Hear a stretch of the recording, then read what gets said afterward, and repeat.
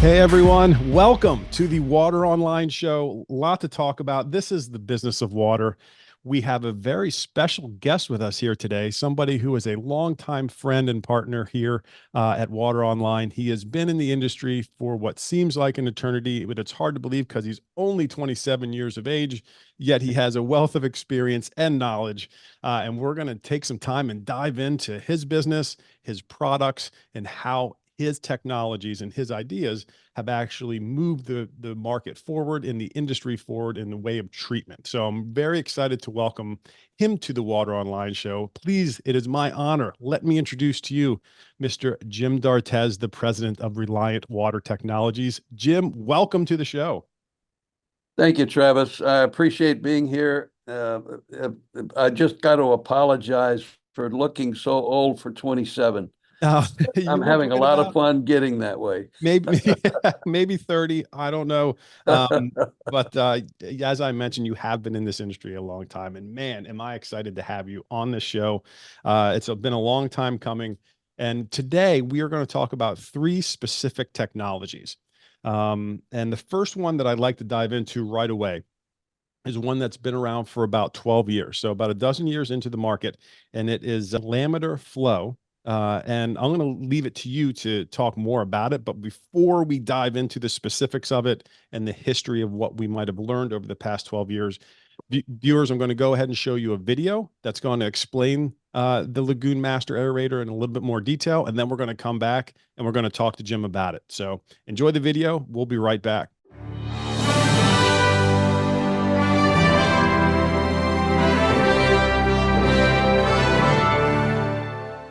The Reliant Water Technologies Lagoon Master Aerator is a patented and unique aerator design that has the ability of activating the sludge in a lagoon or pond over a 1 to 5 acre area per aerator. This video will demonstrate how this sludge activation takes place.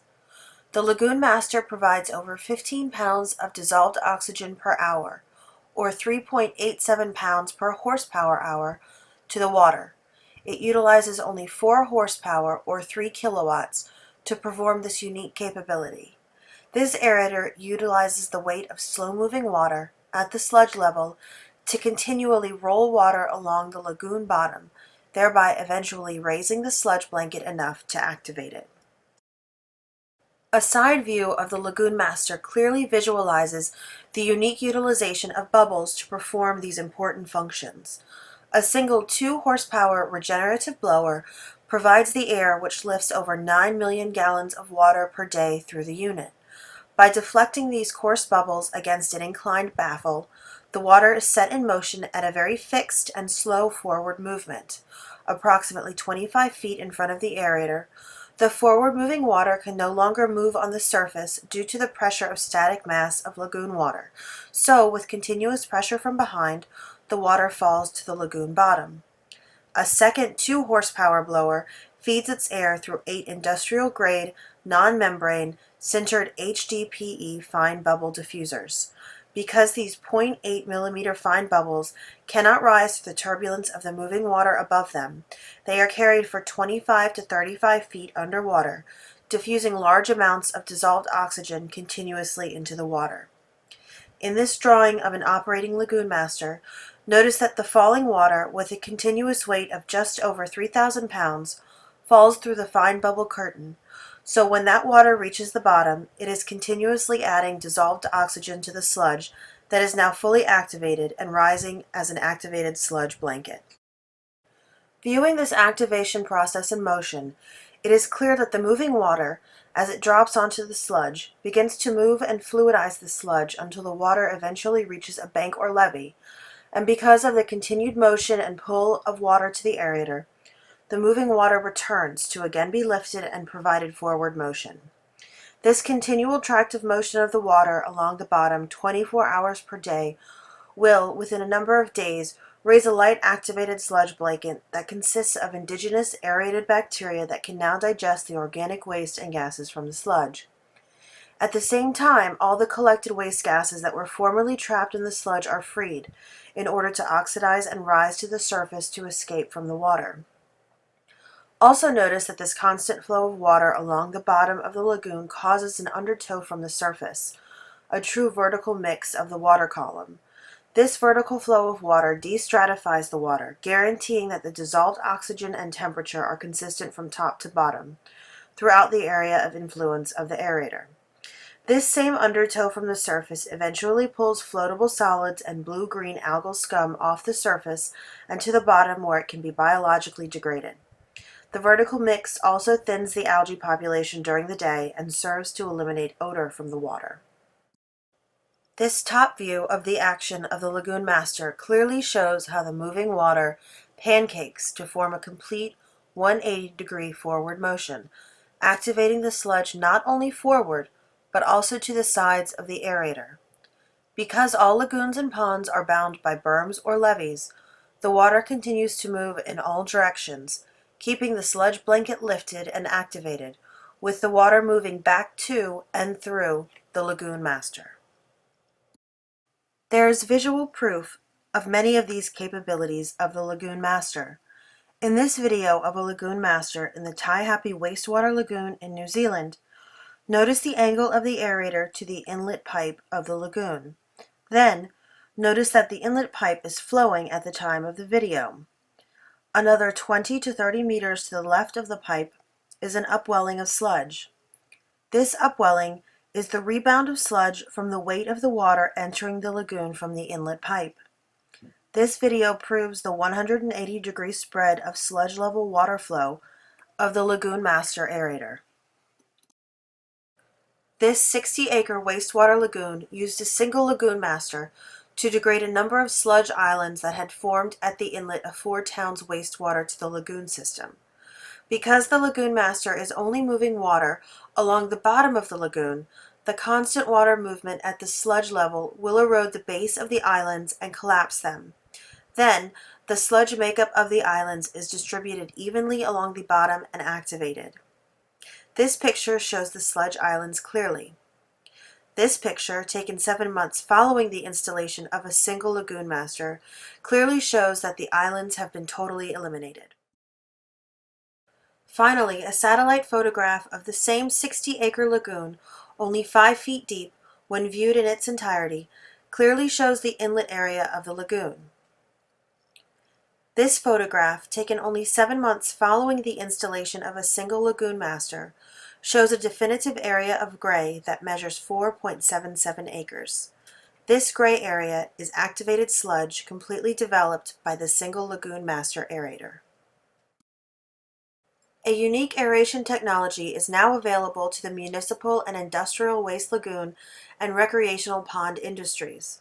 This new technology will provide energy savings to the lagoon and pond owners of up to 90%, reduce maintenance costs from 80 to 90%, and set back the need for sludge dredging for decades. With hundreds of Lagoon Masters now in use in every corner of the world, small rural towns and industrial plants are realizing a new cost-efficient way to keep their lagoons in water quality compliance and save capital and operating expenses at the same time.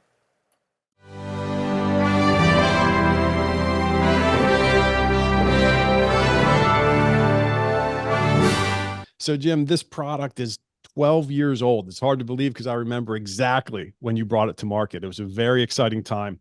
One of the things I wanted to discuss with you and get your input on is over the past 12 years, what exactly have we learned as it relates to the product, its installs in different areas? What are the big lessons that we've learned throughout the past dozen years? Well, the main thing that we've learned is that the original design is still the design. We haven't changed much of anything. We had done in our prototyping, we had done an awful lot of work in testing the correct blowers and had the manufacturer of the blowers make modifications because we were developing a product that actually set on H2S gas all the time and was sucking air through itself. So you have to protect the internals. And so the blowers that we use are specially built for us.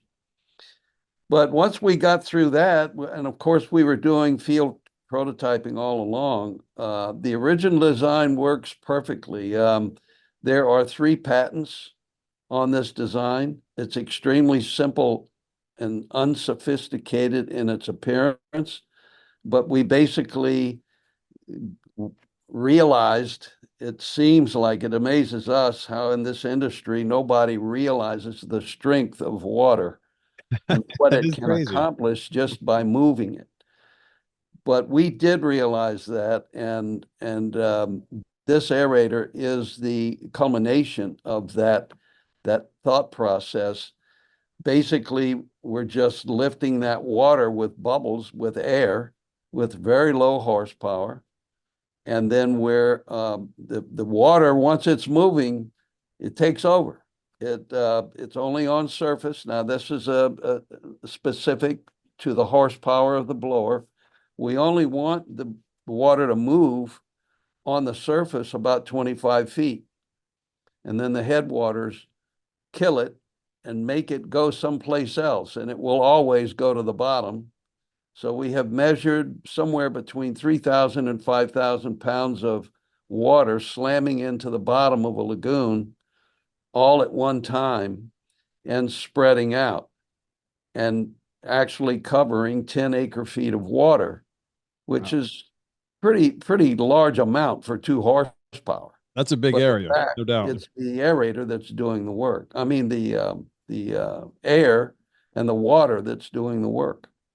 It is funny that you say about the power of water because I mean I'm stealing this from a popular movie called Jurassic Park, but which many of us have seen. But the quote I'm going to steal is "Nature finds a way. It always finds a way," and it is amazing just how much we as a society underestimate the power of water. And it is extraordinary just how simplistic the design is, but yet how genius it is. I mean, how forward thinking that it is. So I applaud you on that.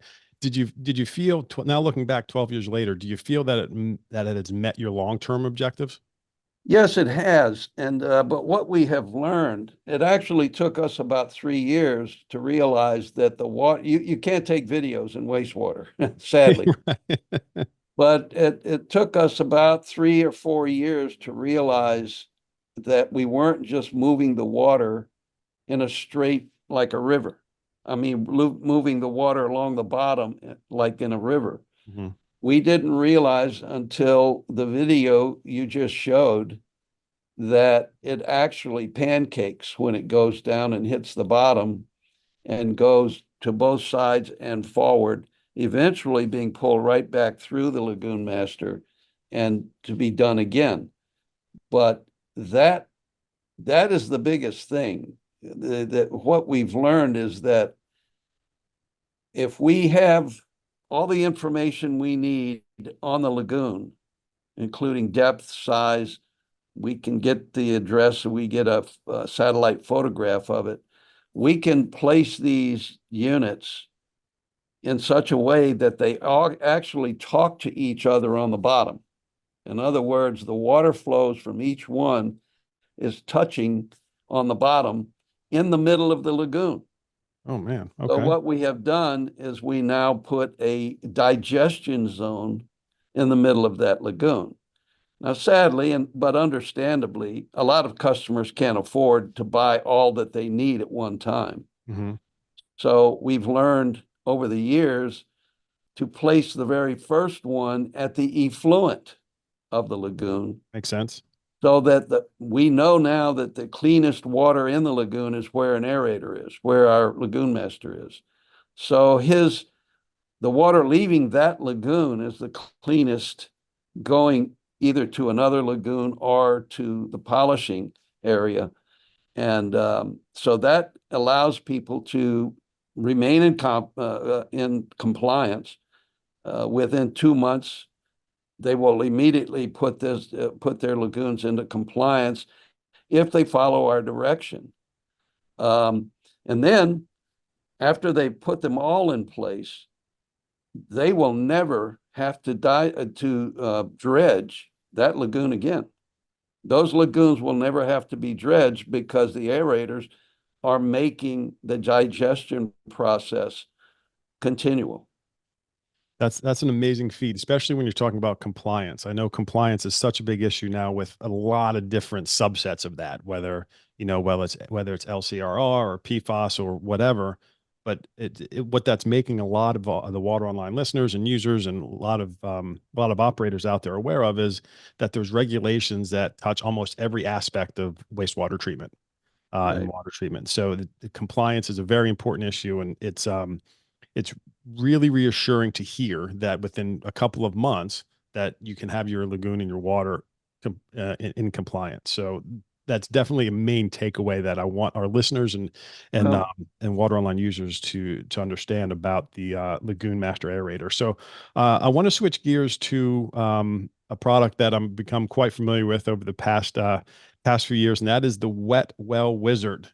So essentially, the Wet Well Wizard is perfect for collection systems that are struggling with grease or odor problems.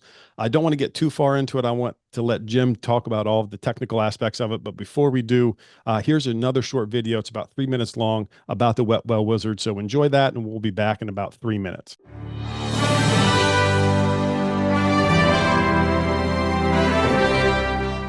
The Reliant Water Technologies Wet Well Wizard is the ultimate answer to the elimination of odor and fats, oils, and grease, or fog, in the wet wells of collection systems. With its patent-pending, robust design and simplicity, it is what the wastewater industry has been looking for to provide the ultimate cleanup for one of the most problematic and expensive maintenance issues in the industry.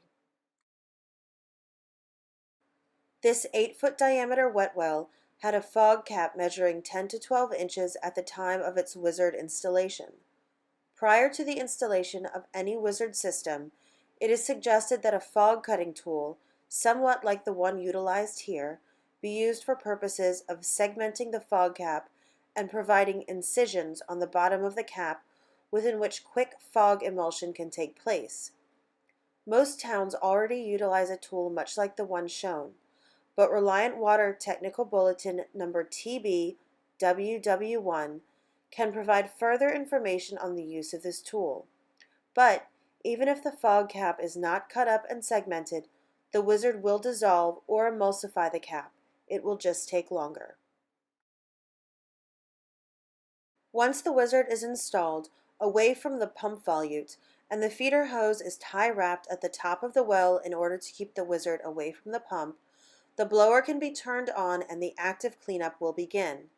The aggressive bubble action of the Wizard immediately begins to cut the cap into pieces and emulsify it. It is expected that within 24 hours of the power-up of the Wizard system, over 95% of the sludge cap will be eliminated, never to return. After 20 hours of operation, this 12-inch fog cap has been eliminated except for some small amounts of floating sludge that are trapped behind pipes and cables that are against the wall.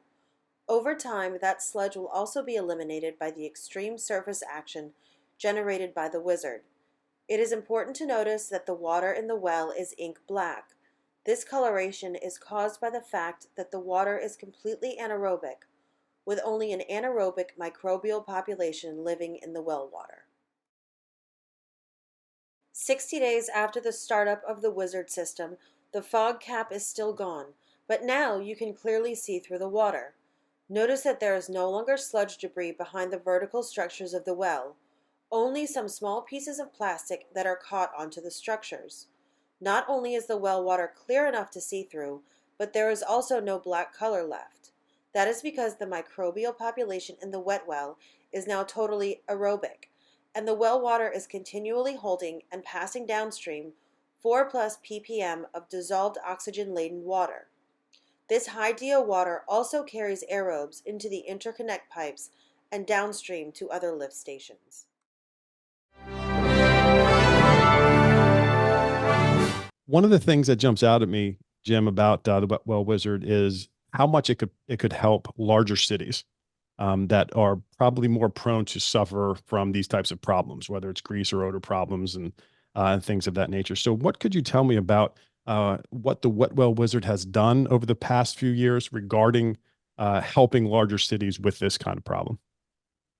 Well, if you don't mind, I'm going to start and take just a couple of minutes to explain how we got into wet wells. I would love that. Yeah, let's go. We were really building a very nice company around aeration for lagoons for small towns that everybody thinks they're all going to have mechanical plants. They're not.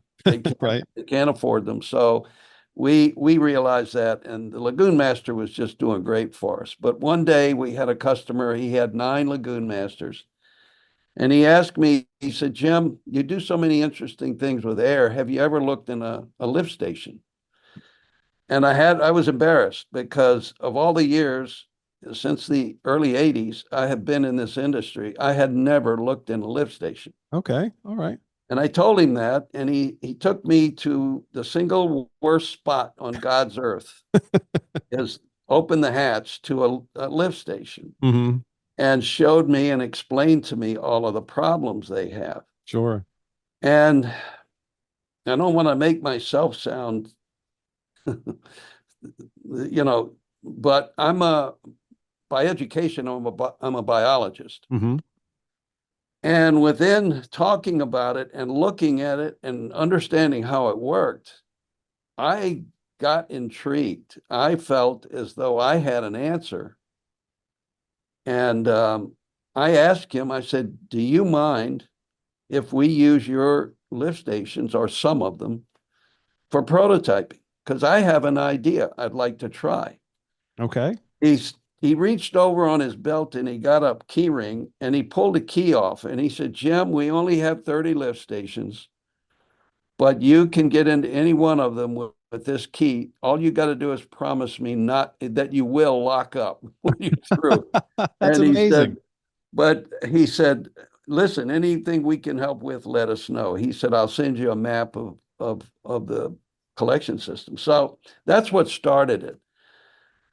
And I have to be honest and say it is even more fun to work with than the Lagoon Master because my ideas were right from the very beginning. Tell The me. thing that nobody, until we came along, and still today, they're not doing a very good job of it. Nobody realized that everything in that wet well, every drop of water is full of anaerobic bacteria. There is no oxygen whatsoever in that wet well. Okay. I'm with you so far. Right. And anaerobes, there are a majority of anaerobes, and there are tens of thousands of different species. But somewhere close to, and this is going to be a squishy number, but 80% of those anaerobes, by the way, an anaerobe just sits. Where it lands, it sits. It doesn't move, It's not going anywhere. and its food has got to come to it. Right. Well, 80% of those guys, if you will give them oxygen and plenty of it, they will all of a sudden just wake up. And within a matter of days, they begin to grow cilia or tails, and they will move around and find food. Okay. So aerobes are extremely aggressive. And one of the key things is an anaerobe can take as long as a week to replicate a cell, something like 5 hours to a week to replicate, depending on the species. An aerobe will start replicating in 30 minutes. Okay. Wow. It Okay. makes a new cell every 30 minutes, Wow. or it might take another 10 or 15 minutes. But you can see how aggressive that population is. Now, our industry, and sadly, you've heard me say this too many times, our industry is just full of fine bubble. Hmm. Everything is fine bubbles in this industry. And basically, what fine bubble diffusion is basically the friction of a bubble against the water, which sloughs off diffuses some oxygen into the water. Yep. There is another method that I knew about, and it's called vaporous cavitation. Say that 10 times fast. Okay. I'm with you Okay. so far. Yeah. Vaporous cavitation. You can look it up on the web, but basically it's boiling water. Okay. If anybody's ever really looked at boiling water, the certainly there's a lot of bubbles on the surface and there's a lot of vapor coming off. But Yeah. if you really look closely, there's a huge number of bubbles on the bottom, at the bottom of the pan. Interesting. Okay. They're I'm with flat on you. one side. Okay. What happens is those bubbles, it's a bubble because it's full of oxygen. Hmm. And when it explodes, it explodes. I mean, it explodes every bit of that oxygen into the water. I'm with you so far. Okay. Now, I knew this. I knew this for various reasons. You would That's think anybody that makes pasta would know. I've made it pasta a million times in my life, and I never paid attention to that. So I'm glad you but it's probably the amount of oxygen in that water that's helping you do whatever you do with pasta. Because right. I can't boil. I have a hard time boiling water, much less cooking anything. But anyway, what we did, it turns out, and I had a diffusion expert, a professor at Penn State University, explain this to me. He said, Jim, this law has been in place for a long, long time, but you are the first one I've ever heard of that has been able to do it with ambient water, ambient temperatures. And so that's what the Wizard does. And we do in a 18-inch by 3-inch tube, we have 3 patents That's it. that allow us to make elliptical bubbles. We start with a 3-inch bubble, which, by the way, cannot possibly get sucked into a pump volume. It's too big. Okay. We tried it with 250 horsepower pumps and we could not pull that bubble down. Okay. But it goes Bring that up. north in that tube, and we, by the time it leaves that tube 18 inches higher, it's elliptical in shape. Okay. And that ellipse spins the long way and smashes into the water as it leaves the what we call the ejector. We will not call our Wizard an aerator. Got it. Even though it is, we Right. don't call it that because it scares the hell out of engineers and anybody that knows anything about pumps. It scares them to death. That makes sense to me. So we call Absolutely. it an ejector because those bubbles are flying out of the top of that thing at such a velocity that Hmm. as soon as they touch the water, they explode into the water. So the bottom line is we build the oxygen very high in the wet well, even though the pumps are constantly pushing water down line. So what happens is we are now filling that water with aerobes, and within about 8 days, we build a population so strong, so numerous that they're eating the grease as it hits the water. Okay. That water, that emulsified grease that comes down the pipe Right. is eaten as it hits the water from the invert of the well. Got it. Okay. Now, everything we're sending down now, down the force main, downstream of that wet well, has full of oxygen. Yep. So it cleans the pipes and it cleans the ARVs, the air relief valves. That's the operators tell us that's the worst job in the industry is cleaning ARVs. Yeah. I Well, imagine it is. we do it automatically because those bacteria splash up onto the ARVs and they've got plenty of food to eat until they run out of food. You could tell by the video just how clean it gets. Yeah, it's amazing. But the fact is that we finally realized we introduced this product only in WEFTEC of 2016. Hmm. I was there. That was a good web tech. What's that? I was there. That was a good web tech. Okay. Yeah. And we now, it of course has become the monster product for Reliant. Hmm. It's left the Lagoon Master in the dust financially Yeah. because there are so many that are required. Hmm. And you had asked about large cities. They quickly realized that what we were doing, and we now use this in our literature, we are pre-processing the water in the lift station. Exactly what the wastewater plant is supposed to do. We're doing a lot of it in the lift station. That's fantastic. And so the towns, the ones that are spending millions and Hmm. millions a year to get rid of grease, fog, Right. odor, All the bad stuff. Yeah. and you know, they I recently talked to one that's got 15 vac trucks constantly operating, I'm sure if it's big enough. Yeah. just clean. These guys are starting to give us contracts to put wizards in every lift station, realizing that by the time that water, they've got this all in place. By the time that water gets to the wastewater plant, they're going to they're going to save tremendous amounts of money in the wastewater plant because the water, it's not, I mean, there's still BOD in it and there's Mhm. still food in it. Sure. So the same process will have to be made, but they will spend a lot less money on aeration and things like that, and be able to move more water volume over a shorter time. So their SRT becomes shorter, and consequently, they're much more efficient. And the big cities, the superintendents of those big cities that are the true experts in this business, they realize this. Hmm. So we are now enjoying some huge cities coming to us with contracts to put these in every lift station. You would have to see that, right? Because it's those large cities that probably face the biggest problems related to the salt. What? Phenomenal. Yeah. Right.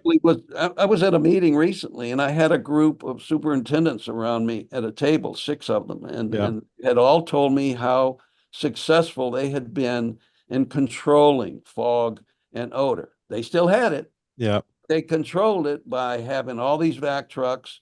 They used tons and tons, I should say, gallons and gallons and gallons, tens of thousands of gallons of chemicals Right. to keep the fog emulsified. And so I then told them, just think, between the six, I think they spent from a million and a half to over 4 million a year to take care of their collection system. Right.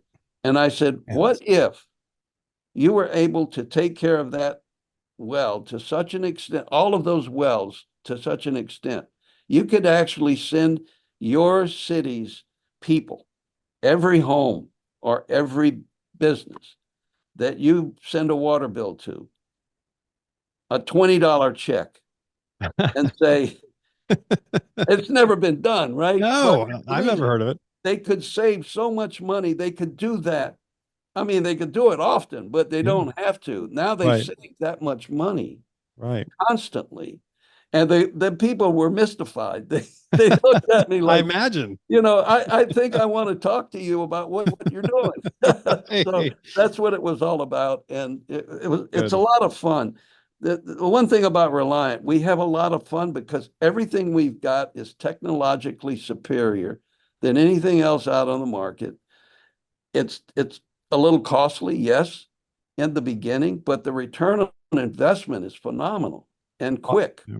ROI is a huge, almost a number one indicator of where a municipality or operator is going to go. Scott, I've never come across, and I say this a lot on the show, I've never come across an overfunded water or wastewater treatment operation. I've never come across it. I've Yeah. got too much money to spend.